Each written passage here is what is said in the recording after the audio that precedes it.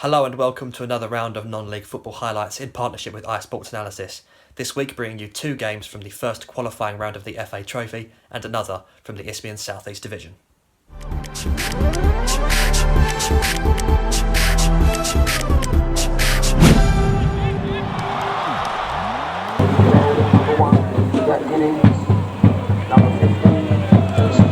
Cheshunt were looking to avoid what would be a fifth successive defeat as they hosted an East Thurrock side who have been milling at the opposite end of the Isthmian Premier, only 1 point adrift of the playoff places coming into this FA Trophy first qualifying round match. Marlow, number 19,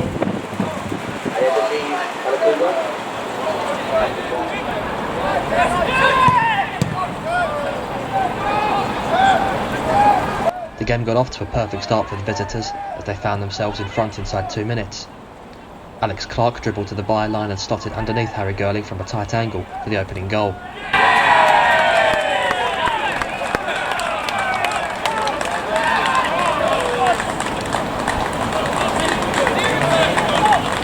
The first goal for East Thurrock, scored by number 11, Alex Clark.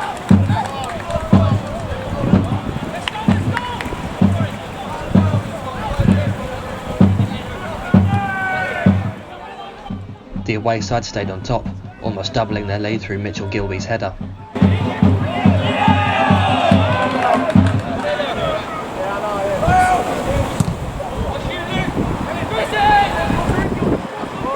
The second goal was not far behind, however, as Gilby won the ball back high up the pitch and raced goalwards, dribbling around the keeper before feeding the ball to Frankie Merrifield for the tap-in.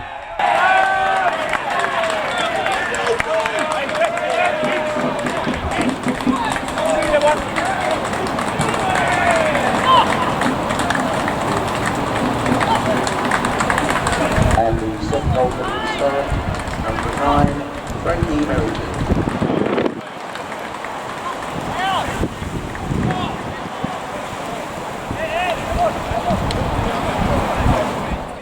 There was little sign of a let-off for the hosts, as Clark's low cross somehow went straight through the area, before Ghibli curled a stunning free kick around the wall that clattered off the outside of the post.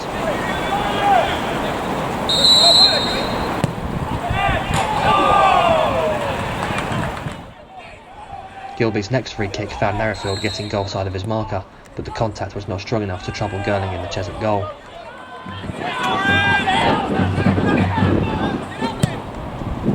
The home side's first attempt on goal came from an ambitious overhead kick that flew harmlessly over the bar, but their next chance would get closer, Bobby Mills firing just wide of the near post.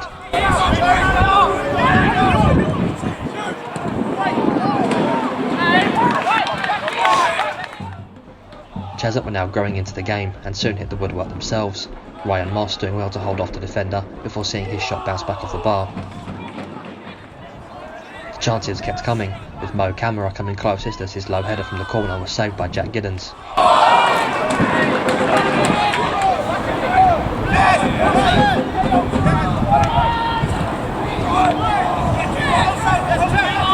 The away side would have a golden opportunity to add to their tally early in the second half, as Merrifield was played clean through, but the striker's hesitation allowed Girling to close the angle and block the shot.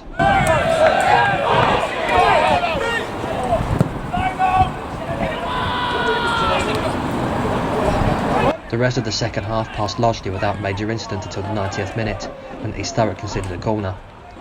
The set piece was drilled to the back post where it was nodded in by substitute Sean Cronin.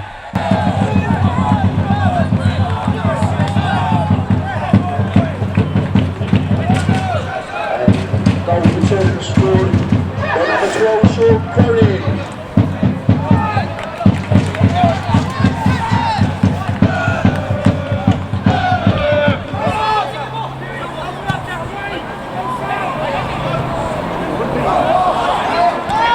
Cheshunt threw numbers forward in stoppage time, but couldn't break their opponents down, the most notable shot in this period coming at the other end, where Ben Marlow very optimistically tried to lob Girling from inside his own half.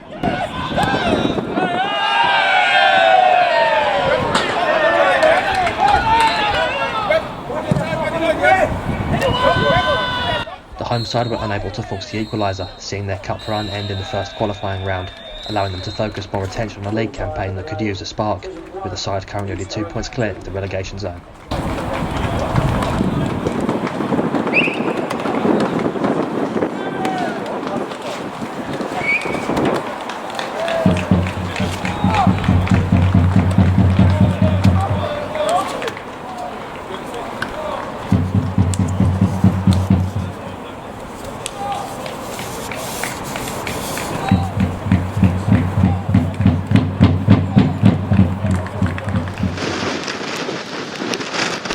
Three Bridges have won only 2 games so far in this Isthmian South East Division season, looking to add to their tally as they welcomed mid-table Herne Bay in what would turn out to be a thriller at Jubilee Field.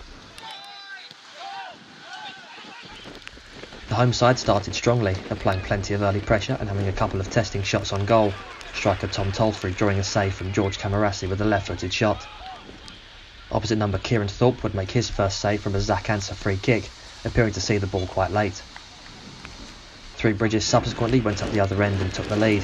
Alex Lang's shot from outside the box, just sneaking in at Camarassi's near post with a quarter of an hour played.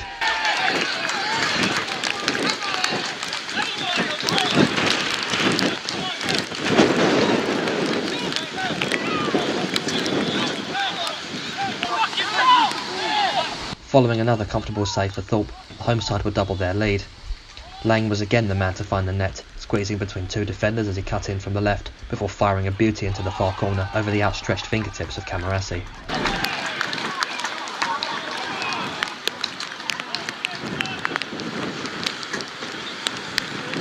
Barely a minute had passed from the restart before they made it 3. Quickly winning back possession, Lang played a lovely 1-2 and then fed through Tolfrey, who added the third with a lovely composed finish.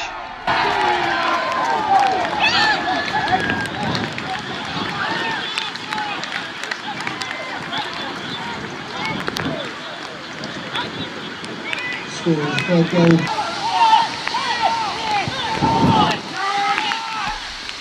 The two sides exchanged shots on goal in what was an end-to-end, open remainder of the first half, but Three Bridges carried their 3-goal advantage in at the break.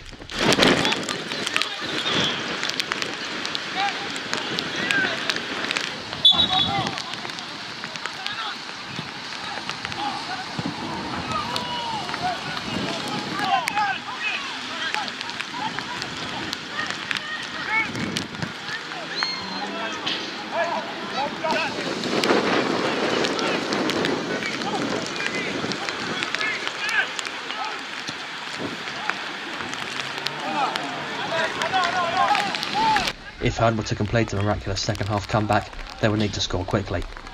Luckily, they did so only 3 minutes after the restart, Kieran Campbell dribbling round a defender before slotting home to kickstart Herne into action.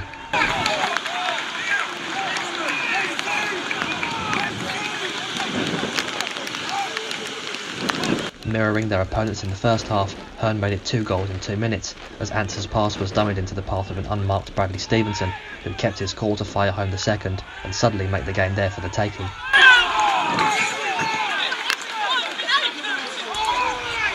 Momentum was now all with Herne Bay, as Ryan Cooper ran down the right-hand side before playing across the 6-yard box for Anser to tap in the equaliser.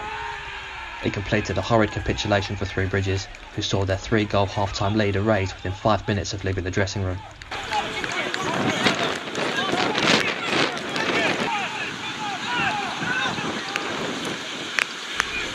Herne had drawn level in the blink of an eye, and now had a lot more time than they would have initially thought to go for the win. Daniel Lawrence found himself in behind after scrappily getting past a couple of defenders, but a heavy final touch allowed Thorpe to smother the chance.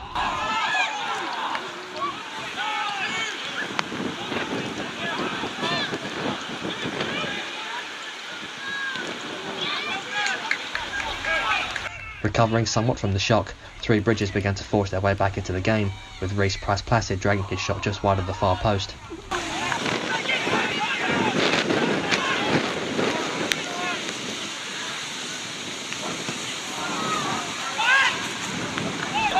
Their spell was to be a brief one, however, as Herne went back on the attack, and soon had the goal that had looked likely for some time. Tashawn Tyrese Walters cleverly cut inside his defender and slotted the ball past Thorpe to give the away side their first lead of the match, one they would not relinquish.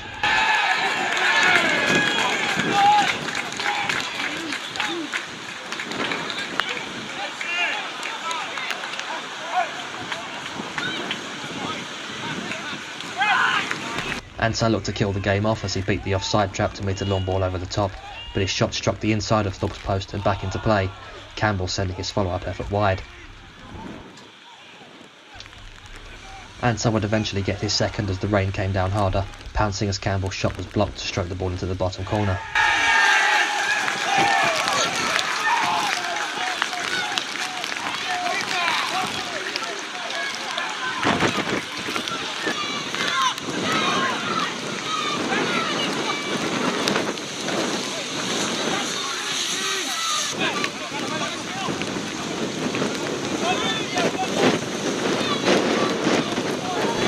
home side pushed for a consolation as the wind and rain increased in intensity, the misery of the afternoon finally taking its toll as Troy Williams allowed his frustration to get the better of him, petulantly throwing the ball at an opponent's head, giving the referee no choice but to produce a straight red card.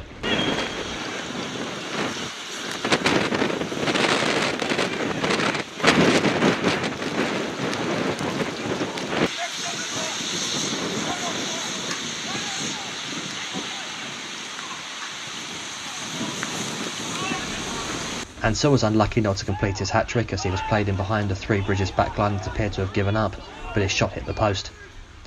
Nonetheless, a terrific comeback for Herne Bay, who sit only 2 points adrift of the playoff places, while Three Bridges languish in 18th, having squandered what looked at half-time to be a certain 3 points. Folkestone Invicta looked to carry the form that has put them top of the Isthmian Premier Division into cup competition as they hosted fellow Isthmian Premier side Lewes in the first qualifying round of the FA Trophy.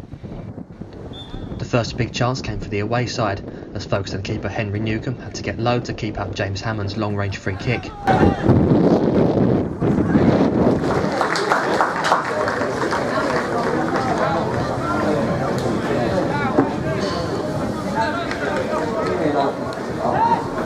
After being forced into an early substitution due to injury, Folkestone produced their first major chance of the match, Ira Jackson cutting onto his stronger left foot and shooting into the arms of Nathan Strindberg-Clark. With that, an uneventful first half came to a close, but the crowd wouldn't have to wait long into the second half to see a goal.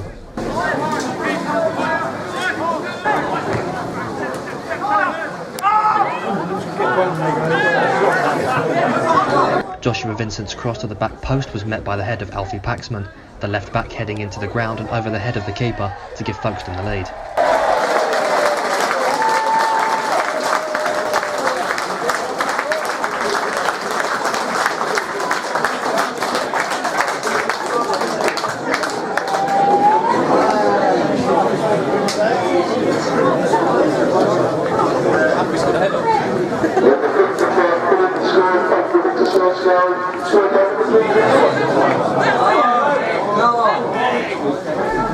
Paxman was soon involved again, as his cross found Gerson dos Santos, the striker shimmying a defender before sending his shot blocked behind for a corner.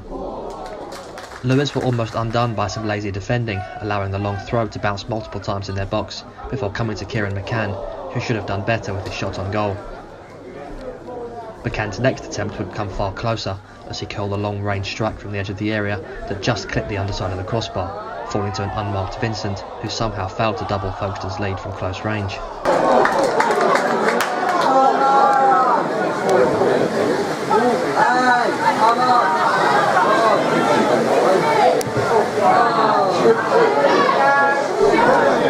Dos Santos' strike was turned behind for a corner, from which Folkestone would get their second goal. The set piece was sent to Samuel Hassler on the edge of the box, who sent a thunderbolt through a crowd and into the top corner. Impressive though the strike initially seemed, a reverse camera angle shows that the shot was aided by a massive deflection off the thigh of Hammond that took it past a helpless Strindberg-Clark.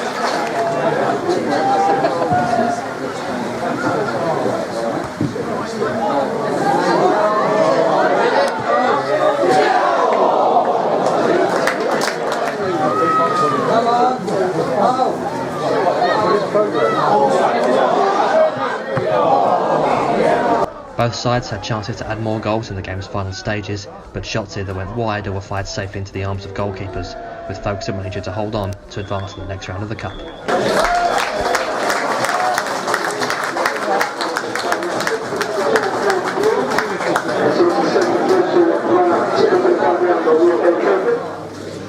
We're here with man of the match, Alfie Paxman. Alfie, don't score many headers, do you? No, it's probably like my second in my entire career. But 4 foot. Take 4'1", but yeah, no, it's always good just to get a goal, let alone a header. And you've been playing at left back all season. How do you feel you're fitting into that role? Just doing the job really. Obviously, like I said before, it's not my ideal sport, but just got to do the job for the team and hopefully get the win. Congratulations to Folkestone and East Thurrock for progressing to the next round of the FA Trophy. Please don't forget to check out the links in the description below. Thanks for watching. We'll see you next week.